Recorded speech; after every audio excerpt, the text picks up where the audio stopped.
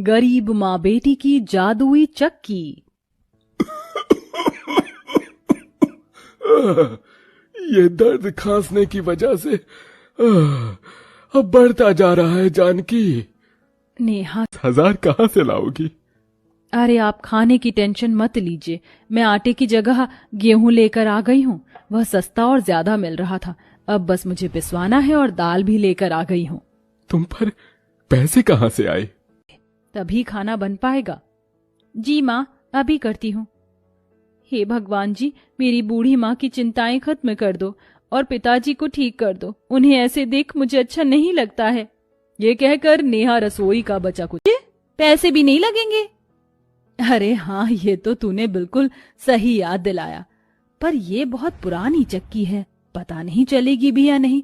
पहले थोड़ा साफ कर लेती हूँ।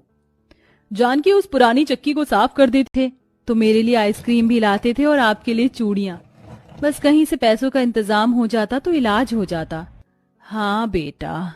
तभी उनकी चलती हुई चक्की से एक जादुई रोशनी के साथ पैसों की गड्डी निकलती है, जिसे देख माँ बेटी, अरे वाह, अरे वाह, ये तो सच में एक जादुई चक्की निकली। लगता है हमारे पूर्वजों का आशीर्वाद बसा है इसमें, इसीलिए काम कर रहा है। अच्छा माँ, अब तो मजे आएंगे। पहले इन पैसों से पापा का, मैं बताती हूँ आपको।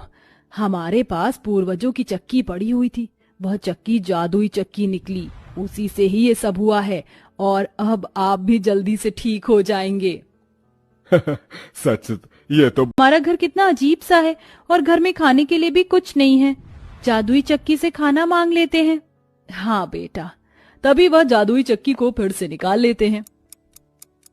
हे जादुई चक्की, हमारे घर में राशन भर। जादुई चक्की के घूमते ही घर के बाहर ही एक ढाबा का ढांचा तैयार हो जाता है। तभी नेहा, पर पिताजी, ढाबे के ढांचे से हम क्या करेंगे? देखो नेहा बिटिया, मैं ठीक हो चुका हूँ, हम तीनों मिलकर इस ढाबे को चलाएंगे। करती है। माँ, इस जादुई चक्की को क्या हो गया है? मैं इसके सामने कुछ बोल रही हूँ और ये जादू ही नहीं कर रही है। क्या?